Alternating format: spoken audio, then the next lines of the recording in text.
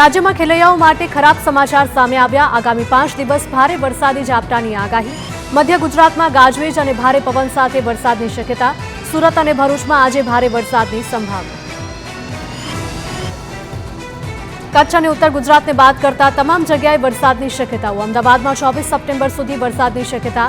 નવરાત્રિના પહેલા દિવસે સમગ્ર ગુજરાતમાં વરસાદની આગાહી। અમદાવાદ શહેરના કેટલાક વિસ્તારમાં ધોધમાર। એસજી હાઈવે થલતેજ પ્રહલાદનગરમાં વરસાદ તો અખબારનગર વસ્ત્રાપુર સેટેલાઇટ વિસ્તારમાં પણ પડ્યો વરસાદ।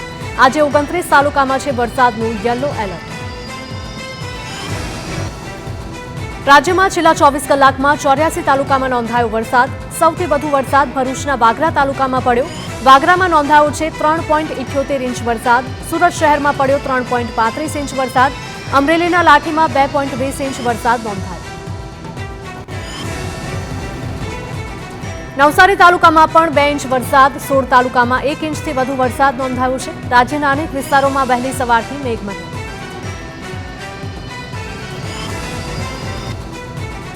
સરદાર સરોવર નર્મદા ડેમની સપાટીમાં વધારો થયો છે। નર્મદા ડેમ 94% ભરાયો છે। ઉપરવાસમાંથી 2,47,848 ક્યુસેક પાણીની આવક। હાલ નર્મદા ડેમની સપાટી 137.30 મીટરે પહોંચી। સિઝનમાં પ્રથમવાર નર્મદા ડેમ 137 મીટરની પાર।